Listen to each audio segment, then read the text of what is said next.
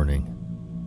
This podcast features graphic content that may not be suitable for all audiences. Listener discretion is advised.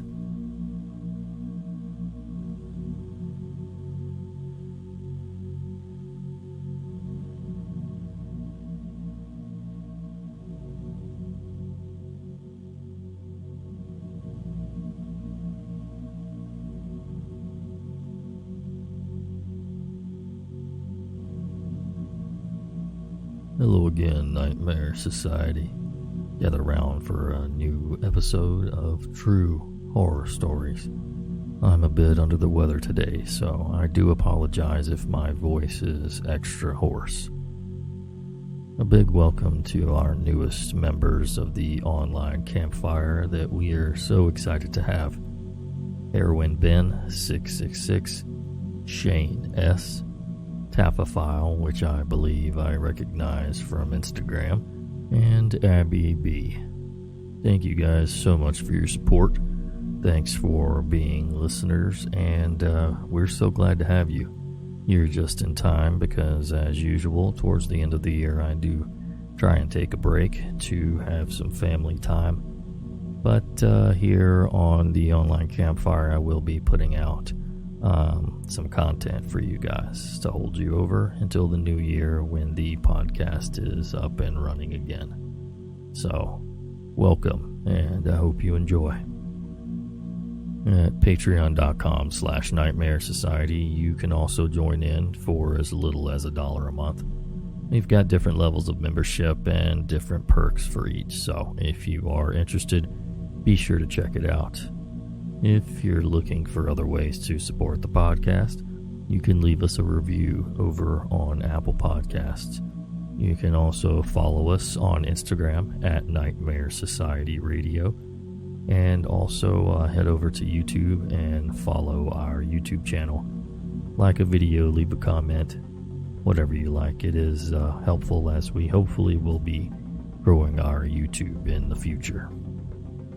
Also, a huge thanks to our contributors who, without them, this episode would not be possible. Anonymous, user independent_start563, and user blackcat1206. They were all nice enough to share their stories with us tonight, and we thank them. Now, get comfy and prepare yourself for another episode of The Nightmare Society.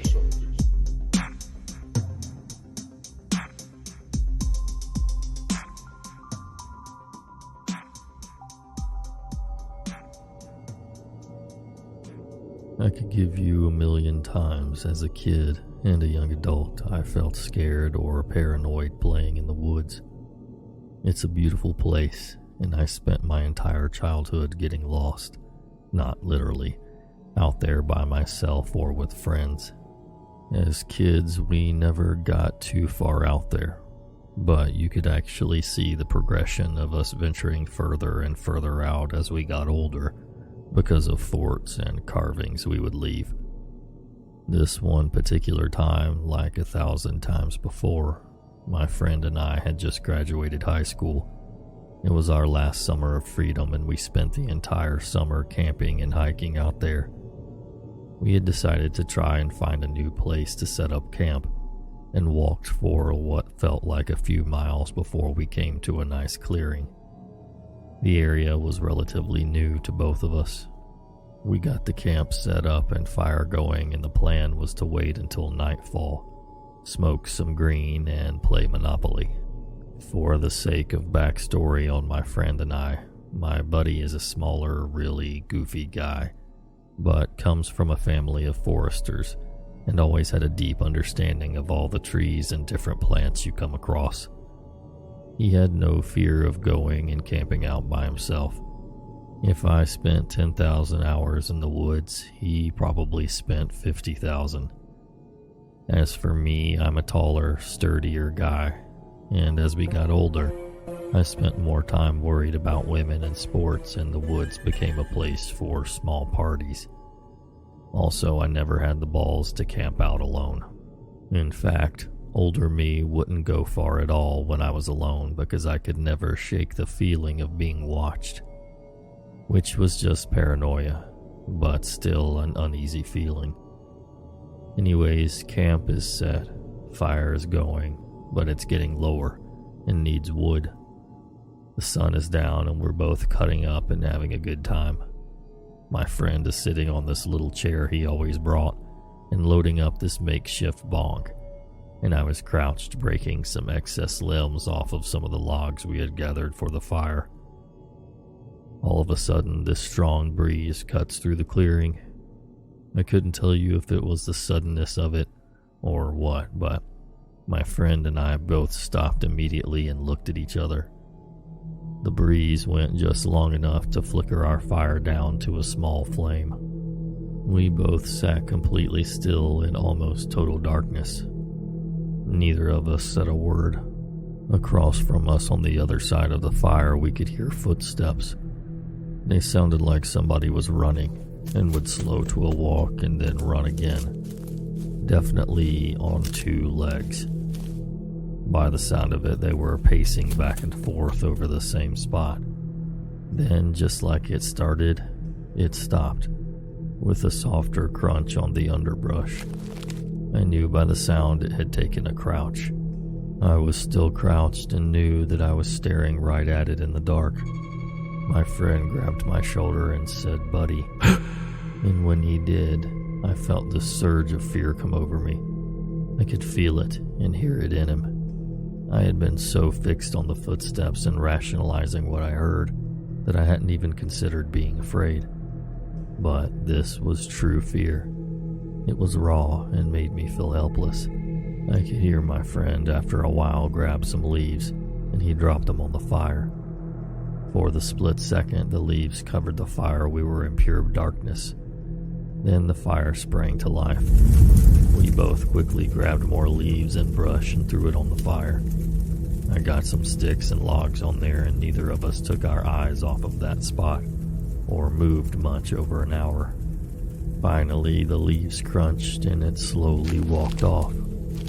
Whatever it was had sat crouched watching us, without moving, for far longer than any animal would.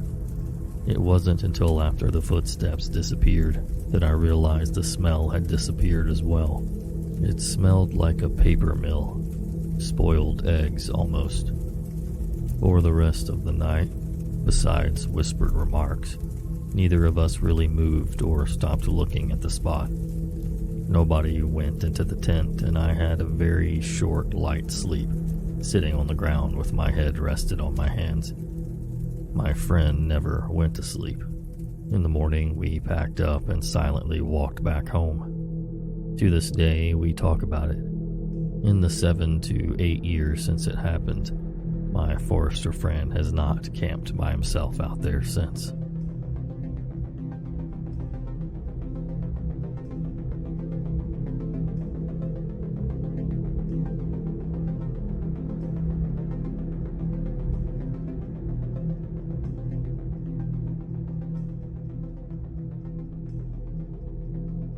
When I was a theater study student in the Midlands of England, we had to take our little theater company on tour around the local rural countryside as part of the practical side of the course. Being a proper London girl, I wasn't best pleased with the prospect of roughing it in a 10-person van. There were 15 of us in the company. But for the sake of my art, I stopped being a silly tart and threw myself into it with enthusiasm.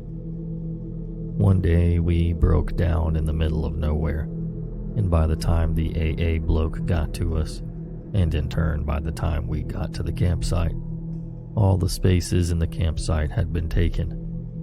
We had 3 performances locally the next day. It had gone 8 p.m. and it was almost pitch dark. We didn't have many options left open to us.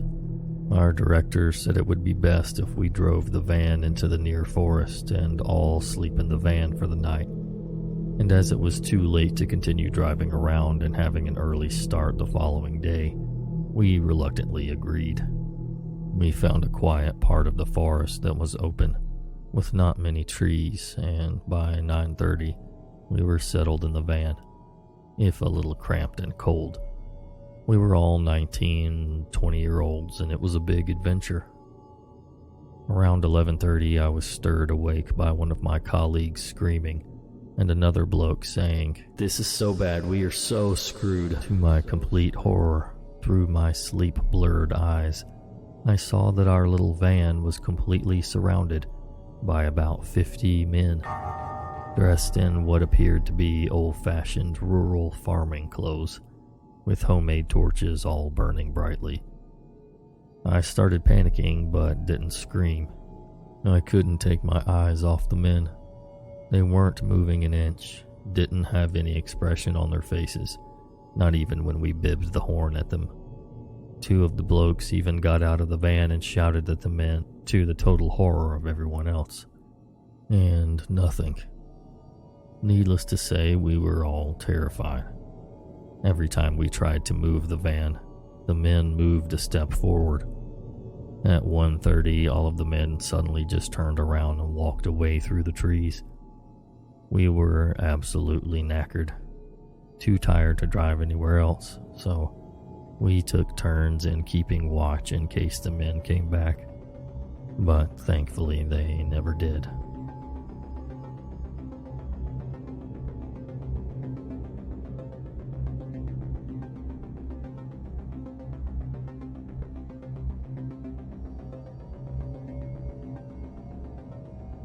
These events occurred 2 summers ago in the Grand Teton area. My boyfriend at the time, now husband, I'll refer to him as H, was an avid outdoorsman and also served in the military. I was an ecology major and wanted to spend some time outdoors, so he decided to take me on my first backpack, just the 2 of us. For those who aren't familiar, the Grand Tetons are well known for their wildlife, specifically grizzly bears. My only experience with bears up to this point was watching a little black bear cross the road from the safety of my car.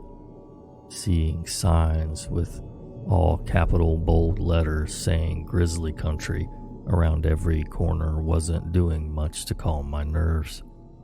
My boyfriend looked like Indiana Jones, machete hanging from his belt, large knives attached to each side of his pack, bear spray strapped to his waist. You get the picture. The beginning of our 25-mile journey was all uphill. When in bear country, you're supposed to make noise as to not startle the wildlife by accidentally sneaking up on it. As you can imagine, going up a steep hill while carrying a 40-pound pack makes it difficult to make conversation. We were an hour in and almost at the top of the ascent. I noticed that the woods had gone completely silent, save for the rushing stream that was to our left of the trail. Silent woods are never a good sign. This usually indicates predators nearby. At this point, I was in front of my boyfriend, and we were about to crest the hill. For the past 20 minutes, we had not said a word to each other, having been too tired to speak. We noticed the silence at the same time, and gave each other knowing glances.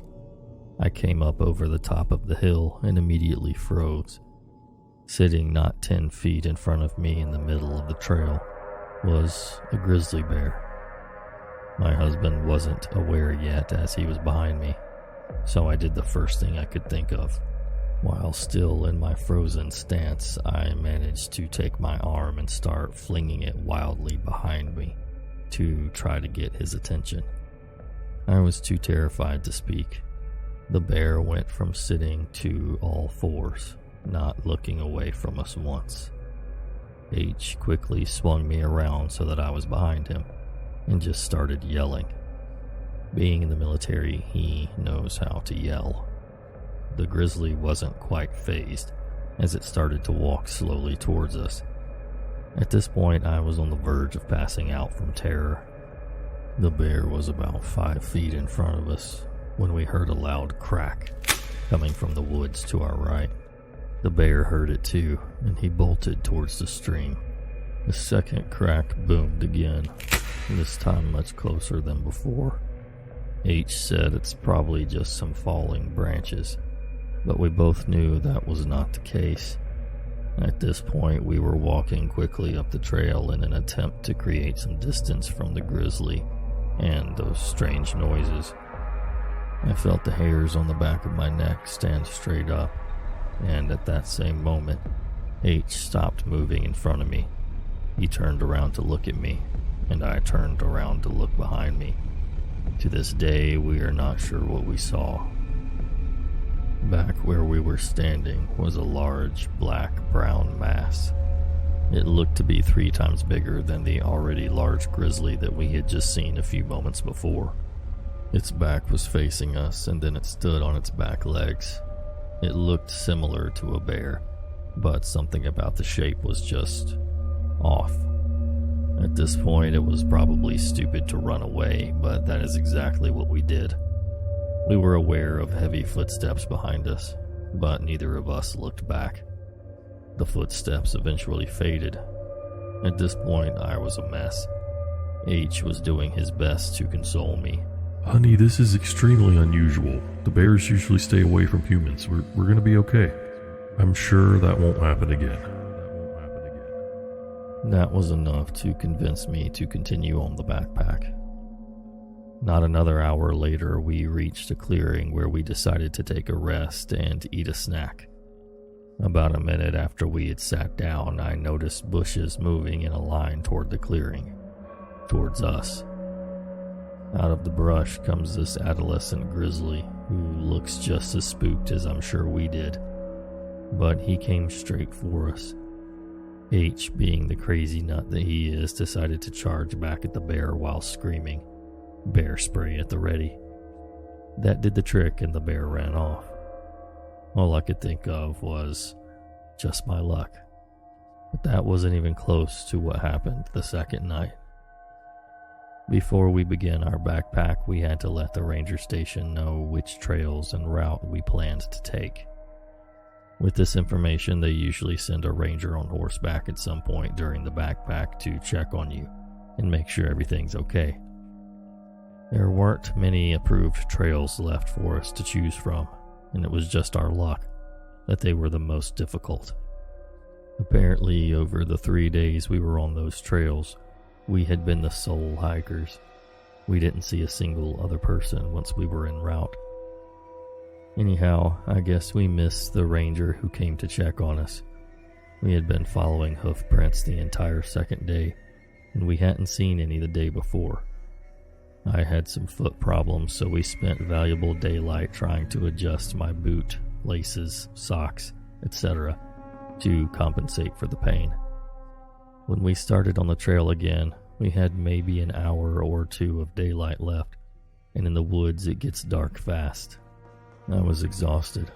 It was now dark out, and H was the only one with a working headlamp, as mine wouldn't even turn on for some reason. We needed to find somewhere to set up camp, as we still needed to eat. It was freezing, and the wind was blowing.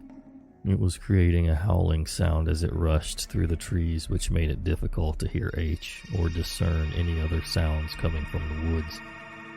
After another hour of hiking through the dark, we found a clearing. Well, it was more like a bowl. It looked to be about 200 meters in diameter, with the sides being 10 meters down from the trail to the bottom of the clearing. This place was strange.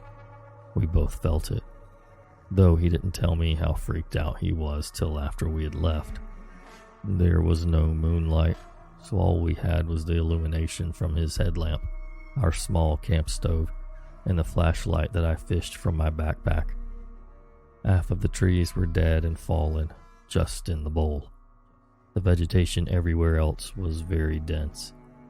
To help alleviate my anxiousness, he started playing Ninja Sex Party out of his portable speaker.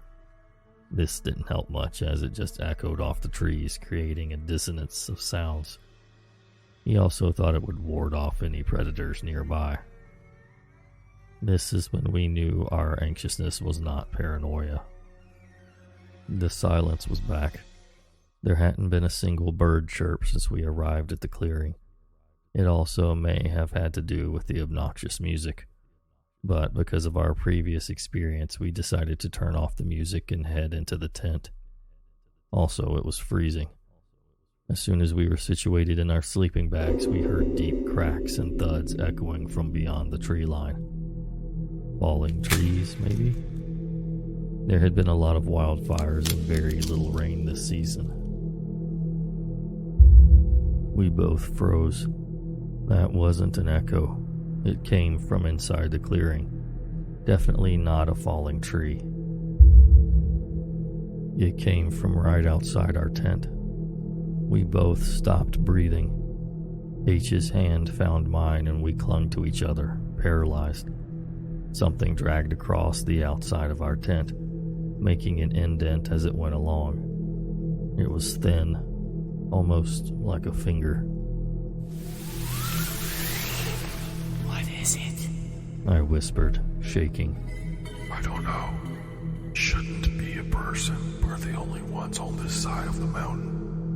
I was trying my hardest to stifle sobs, trying to listen to what was outside. I could hear steps, but couldn't decipher what it was.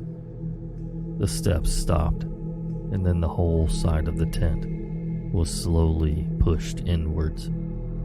At this point, whatever was outside knew we were inside, so I shined my flashlight at the side of the tent. What I saw made my blood run cold. It was the shape of a human face pressed into the tent wall.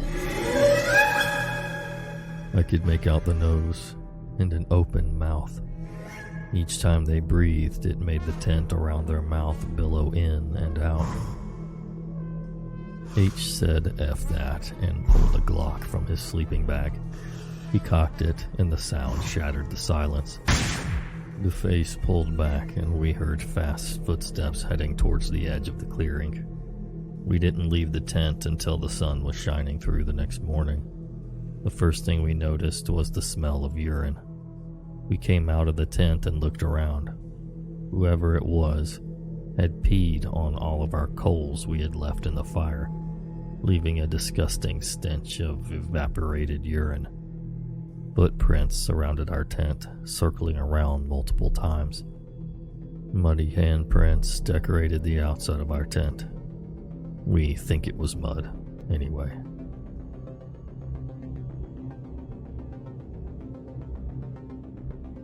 Thanks so much for listening, and until next time. Sweet dreams.